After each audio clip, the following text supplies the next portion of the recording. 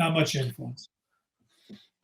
What is your opinion on the newly found papyrus 5570? The papyrus from Oxyrhynchus, number 5575 of the Gospel of Thomas, Logia. Yeah, I love this one. When it came out, I of course immediately bought it. I think it's been out a year and a half, something like that, when it was published. So I've read it. It's fragmentary. Here's the thing. This always comes up. I've debated Stephen Patterson for a number of years on this question: how old is the Gospel of Thomas? And so Thomas supporters want Thomas to be dated to the first century. If you can get it into the 60s or 70s, that's wonderful. Hopefully no later than the 90s, at least as old as the Gospel of John. That's what they want to do. Trouble is, all the evidence suggests they're 100 years off. It's probably written in the 170s or 180s or something like that. And so if you have a papyrus document that dates to the end of the first century, in other words, 180s, 190s, something like that, probably, and that is P.Oxy 5575 is dated to about the end of the second century, then presumably whatever it's quoting is earlier. The trouble is, Thomas is eclectic. Thomas gathers stuff from all over the place.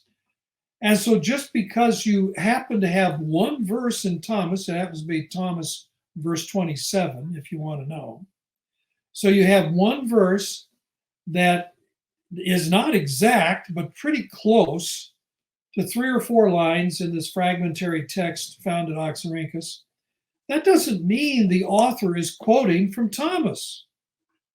In fact, I would argue the evidence suggests he isn't, because we have a whole bunch of lines.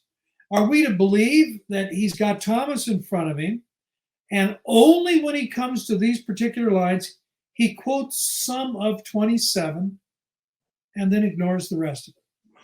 So what's more likely is that we have a late second century attestation of a form of a saying that will also show up at about the same time, late second century, in a document we call Gospel of Thomas. There's one other saying too. It's in one of the Ebionite Gospels, the same thing.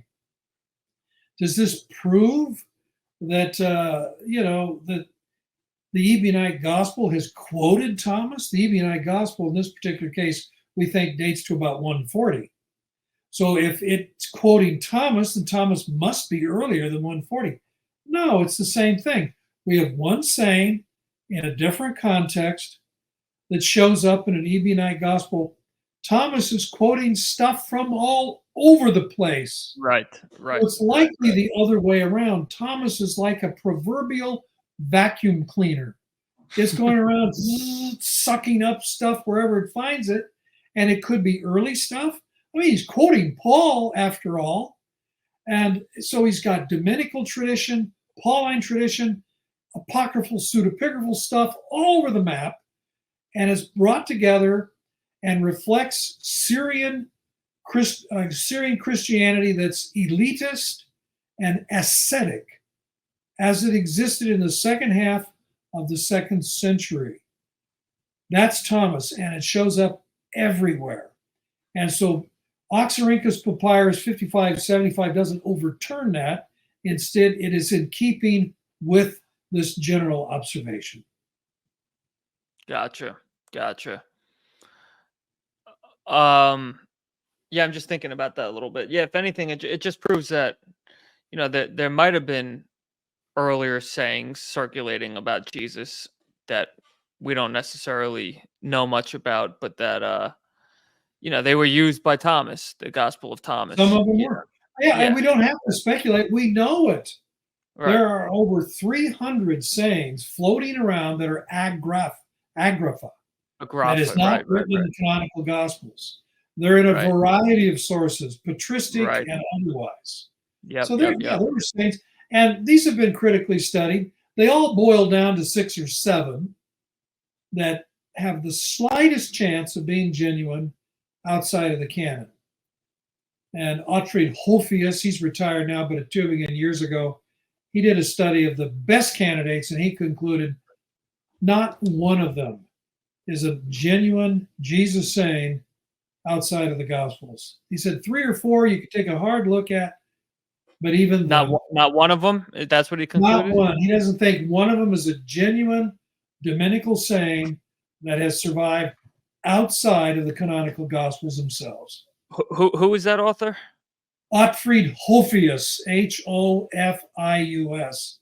I'll email you the information. And he's no fundamentalist. He's not out to, defend the New Testament canon or something like that. He's just, as a scholar, as a critic. Jeremias, Joachim Jeremias was far more generous. He found about 20, 21, something like that he thought, hey, these are pretty good candidates. Some of these could well be. And Hophius says, no, he says he's being too generous. I don't think a single one of them goes back to the historical Jesus. And that would include the Thomasine parallels. Right. All right, I got 2 more, then I'll let you go grade some papers. Where do you think Gnostic